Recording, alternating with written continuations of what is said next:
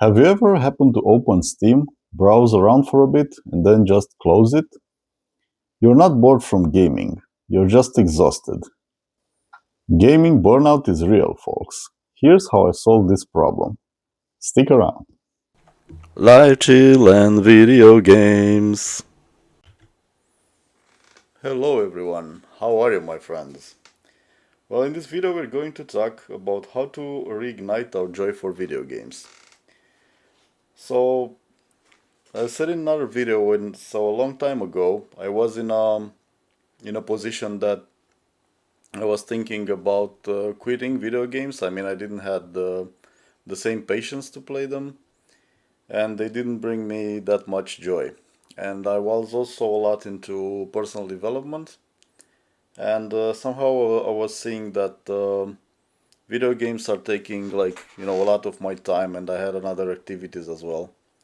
And I seriously thought about giving up on playing video games, but I'm so glad I didn't because I thought about it that I wanted that joy they brought into my life, and thinking back on it, I've collected a series of steps that I've taken and that I realize now that I've taken these steps I didn't realize at that point, but now I've made I synthesized them so I can tell them to you guys. Like maybe you can see some value in these things because they sure brought back the joy of video games into my life, and I'm so happy about that.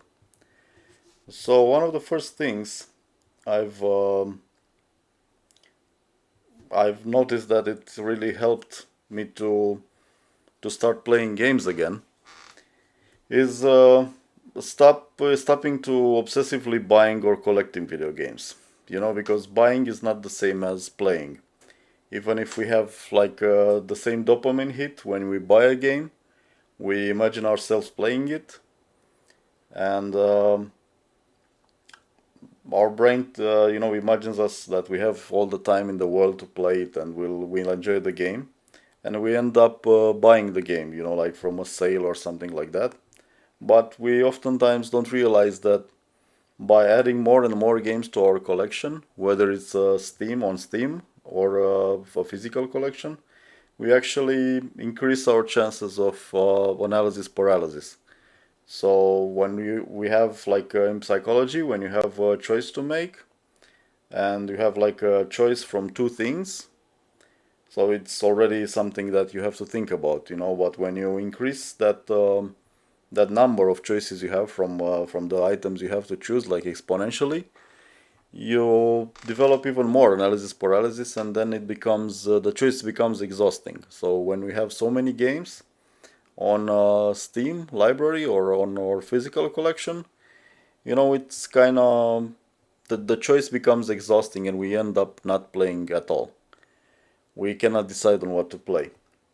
So one of the first things to start actually enjoying games is to stop buying them obsessively or collecting them. I know I've talked in another video as well, but yeah, it's a different thing. I mean, I'm not saying don't collect games if that's your thing, but if you want to put your attention back into actually playing the games, you have to stop adding so much more to your collection because it will give you anxiety. When you look at your backlog, you will think that I'll never have time to play those games.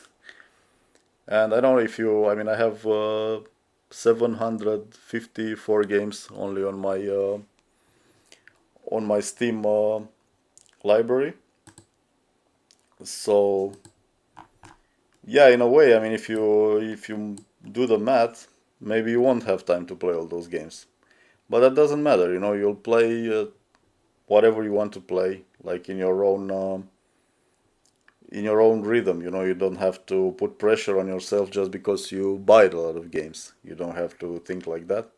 I mean, yeah, I oftentimes think of my backlog as my library, like exactly how it is on Steam. And yeah, you can. I mean, I've actually succeeded in not buying games for, I think it's almost a month now that I didn't buy any game. This sounds like a rehab meeting, you know.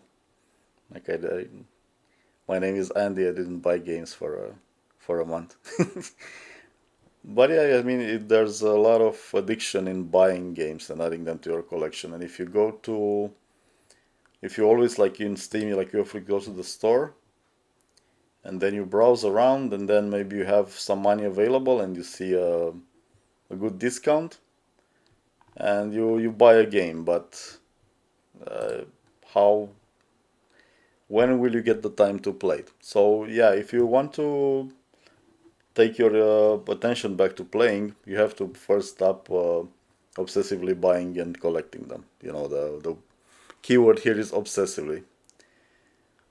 So the second thing you can do to reignite your passion is to try and activate your nostalgia. You know, you can think about games that you like to play back in the day. So this is mostly is very relatable for people that are 30 or 40 plus years.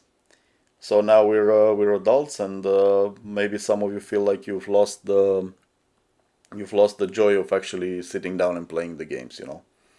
But if you can activate your nostalgia, you can think back on what games did you play back then, and chances are you still like them. You still like to play them. I mean, you will discover the same feeling there, and you can also think about the genre. You know, you have maybe you like the strategy games or adventure games, and you can go from there. You know, you can find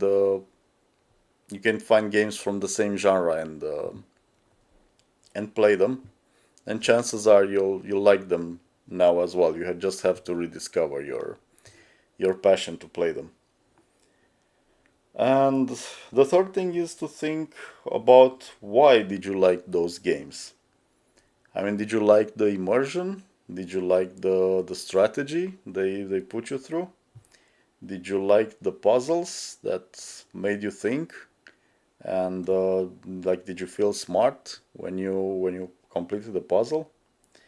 Or did you like the player interaction? Like in case of multiplayer games, I didn't been that much into multiplayer games, but yeah, those have a lot of social interaction as well, so that's really good, you know. So yeah, think about why did you like those games? Not the games, you know, what exactly how the games made you feel, you know. So like you are maybe happy when you discovered the game that you liked, or maybe you felt accomplished when you completed a new objective, or did they give you more meaning in your life when you managed to beat the game? You felt a sense of progression, or yeah, as I said, you may felt like smarter when you completed a puzzle in an adventure game. So these are the things that you can go from there, like thinking about how the games made you feel, and realizing how games made you feel, you know, makes you more intentional about playing them. Like, you know, I'm playing this for it made me feel that way. And this way you can be more aware on what you like and be more intentional about your hobby. And another psychological perk I discovered is treating new games as a discovery. You know, as you explore a new activity, rather than being like a tick on your checklist. Like I have to play that game because it seemed interesting in a trailer, or it seemed interesting on the Steam store. You know, you can think about it as a new thing, as a discovery, or you're exploring a new activity. This reframing in your mind will make it more exciting. And another thing I discovered is like you can give yourself a challenge, you know, in a game, like a realistic one. I mean, if you're very competitive, for example, my son, he likes to play games on hard mode or hardcore mode. If you're very competitive or you want this type of achievement, you can do that. But you know, for me, I mean, I put myself a challenge, like for example, like finishing a game, like Like recently, I've played and I'm still playing on Alan Wake 2. When I finished the story, and then this game has a really nice way of making you complete it again. I won't tell you exactly how, but it's tied also to the story as well. So it's making you replay the game again, and this is tied with the game story. So I put it on as a challenge to finish that mode as well. So to finish the game again. So when you first finish it on the normal story, then it has a type of ending, and then when you finish it again, it's called the final draft, and there's another ending when you finish it that way. So that's a really nice game. It's a really nice way the game makes you play it again. So I'm put it as a challenge to finish both of these modes, and then to finish both the story DLCs as well. There's two DLCs like the Night Springs and the Lake House DLC. So it's not no, my challenge was not about difficulty. It was discovering the whole story, And then I went further from there. Like I put like an objective for me to finish the games that are connected with the story, like from the Remedy Connected Universe, like Control and Quantum Break. I did not completely finish those games. I played a bit of Control, but I did not finish the story. But I, I've set like an objective, like a challenge for me to finish those games as well, to see the complete story and the tie-ins. So these are the things I discovered, to rediscover the joy of playing games, and you'll see that your brain will remember what it liked about games. And when you'll develop a habit again of playing, I mean, you can play as much as you like. I'm not saying to go into an addiction, but it's nice to rediscover your joy for something you enjoyed. I think video games are a lot related to our inner child, so our ability to play, and this ability to play, it's very important for us. We can find joy in small things like that, like playing a game, like finishing a game. And I think this is really important for us if we had a hobby to keep our hobby. Well, thank you so much for watching my video. If you like it, please like my video and subscribe. Have a nice day, guys. Cheers.